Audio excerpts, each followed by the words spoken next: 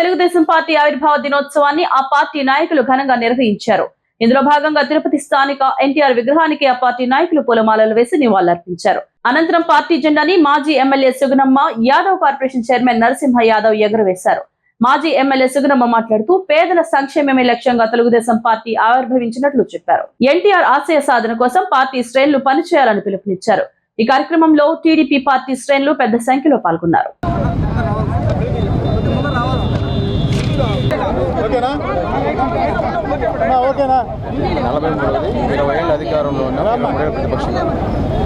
ఓం నమో వెంకటేశాయ.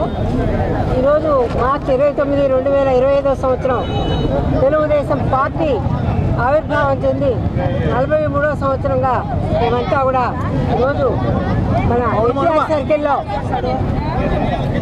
ఘనంగా ఎన్టీ రామారావు గారికి, ఎవరైతే సంస్థాపక అధ్యక్షులు ఉన్నారో నందమూరి తారక రామారావు గారికి ఈ రోజున ఘనంగా నివాళులర్పించి క్యాడర్ అంతా కూడా తెలుగుదేశం పార్టీ తిరుపతి కుటుంబ సభ్యులంతా, నాయకులు అందరూ, వార్డు ప్రెసిడెంట్స్ అందరూ కూడా పాల్గొని ఈ కార్యక్రమాన్ని విజయవంతం చేసిన అందరికీ కూడా హృదయపూర్వక ధన్యవాదాలు, కృతజ్ఞతలు తెలుపుకుంటూ, మరి ఏదైతే రామారావు గారు పేద బడుగు బలహీన వర్గాల కోసం రాజకీయ చైతన్యం తీసుకొచ్చారో, వెనుకబడిన తరగతుల నుంచి కూడా ఈ రోజున మరి ఆ ఆశయ సాధన కోసం ఈరోజు నారా చంద్రబాబు నాయుడు గారు కానివ్వండి, మన లోకేష్ గారు కానివ్వండి, నారా భువనేశ్వర్ కానివ్వండి, అహర్నిశలు కష్టపడుతూ ఏ ఆశయ సాధన కోసం తెలుగుదేశం పార్టీ ఆవిర్భవించిందో దానికోసం మనమంతా కూడా ఈరోజు కష్టపడి ఇంకా కూడా 20 సంవత్సరాలు మరి మనం అధికారంలోనూ 23 సంవత్సరాలు ప్రతిపక్షంలో ఉన్నప్పటికీ కూడా ఎప్పుడు కూడా మరి తెలుగుదేశం పార్టీ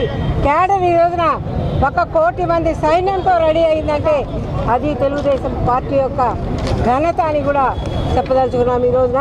అదే కాకుండా ఈ రోజున 2025 కూటమి ప్రభుత్వం ఏర్పడిన తర్వాత మరి ఒక గొప్ప నిర్ణయం తీసుకోవడం జరిగింది మన జాతీయ పార్టీ అధ్యక్షుడు నారా చంద్రబాబు నాయుడు గారు. 2047 నాటికి తప్పకుండా మన రాష్ట్రం అత్యున్నత రాష్ట్రంగా ఎదగాలని, పేదరికం నిర్మూలన చేయాలని P4 కార్యక్రమాన్ని కూడా ప్రతిష్టాత్మకంగా మొదలుపెడుతున్నారు. మరి ఈ రోజున ప్రతి ఒక్కరు కూడా 5 కోట్ల ఆంధ్ర ప్రజానీకం, తెలుగుదేశం కుటుంబ సభ్యులు అందరూ కూడా ఒక సంకల్పం చేసుకోవాల్సిన అవసరం ఎంతైనా ఉంది. సంకల్పం ఏమంటే, నా నీరు, నా నేల, నా సంస్కృతి, నా తెలుగు ప్రజలను అభివృద్ధి చేసి ప్రపంచంలోనే మొదటి స్థానంలో ఉంచడం నా బాధ్యత అని కూడా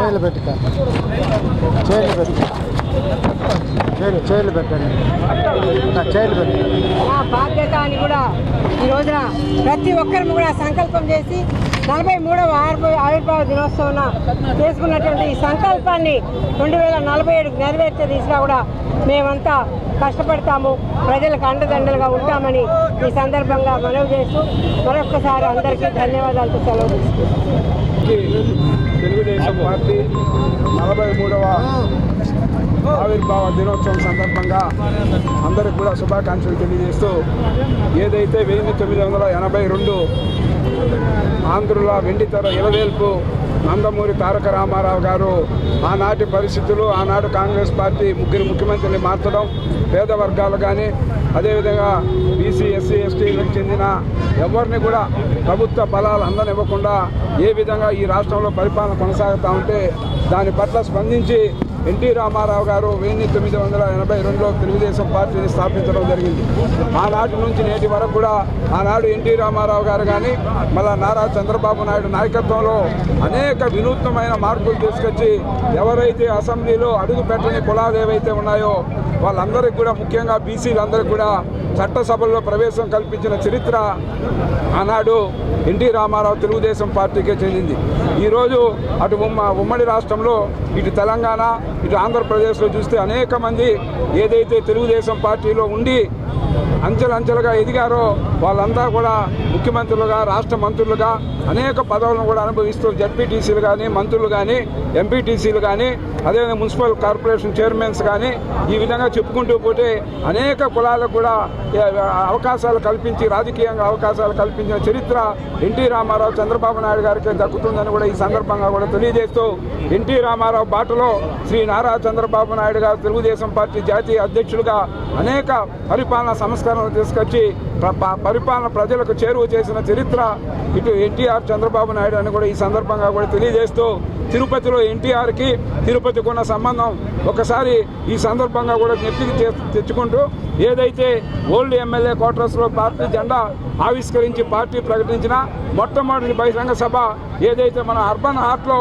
ఏదైతే తిరుపతిలో ఇక్కడ సభలో ఏర్పాటు చేసి ఇక్కడ భారీ సభని ఇక్కడ ప్రసంగించిన చరిత్ర తిరుపతికి చెందుతుందని ఆనాటి నుంచి ఈనాటి వరకు కూడా ఏ కార్యక్రమం చేపట్టినా తెలుగుదేశం తిరుపతి శ్రీవారి పాదాల చెంత నుంచే ప్రతి కార్యక్రమము స్టార్ట్ చేసే ఆనవాయితీని ఈరోజు ప్రజలందరూ కూడా తెలియజేస్తూ మరొక్కసారి ఎన్డీఏ కూటమి ఈరోజు అటు నారా లోకేష్ గారు కానీ అదేవిధంగా పవన్ కళ్యాణ్ గారు నరేంద్ర మోడీ వారి యొక్క దీనితో ఈరోజు అనేక కార్యక్రమాలు ఏదైతే ఈరోజు ఆర్థికంగా ఇబ్బందులున్నా కూడా ప్రధానమంత్రి సహకారం తీసుకొని ఎన్టీఆర్ ఆశయాల్ని ప్రజల్లోకి తీసుకొస్తున్నందుకు ఈనాటి సందర్భంగా కూడా అందరికీ కృతజ్ఞతలు తెలియజేస్తాం.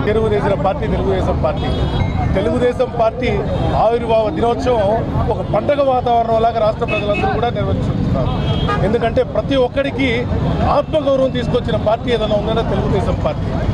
అంతకుముందు చూసాం పాలకులు ఎలా ఉన్నారంటే పెత్తందారీ వ్యవస్థ చేసుకుంటూ బలహీన వర్గాలకి అసలు రాజ్యాధికారం ఉన్నప్పుడు నందమూరి తారక రామారావు గారు ప్రజల కోసం అట్టడుగున వర్గాల కోసం ఈ పార్టీని స్థాపించి పేద ప్రజలకి తిండు గుడ్డ నీరు అనే నిదానం తీసుకొచ్చి తెలుగు వారి ఆత్మగౌరవాన్ని నిలబెట్టిన పార్టీ ఇది.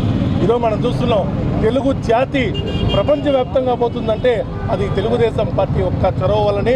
తెలుగుదేశం పార్టీలో నందమూరి తారక రామారావు గారు కావచ్చు, చంద్రబాబు నాయుడు గారు కావచ్చు, ఈరోజు నారా లోకేష్ గారు కావచ్చు, ఒకటే కోరుకుంటున్నారు తెలుగువాడు ఎక్కడున్నా మొదటి స్థానంలో ఉండాలి, తెలుగు రాష్ట్రమే మొదటి స్థానంలో ఉండాలనే ప్రయత్నం వాళ్ళు చేస్తున్నందుకు అందరికీ మరొకసారి ఆవిర్భావ దినోత్సవ శుభాకాంక్షలు తెలియజేసుకుంటున్నాను.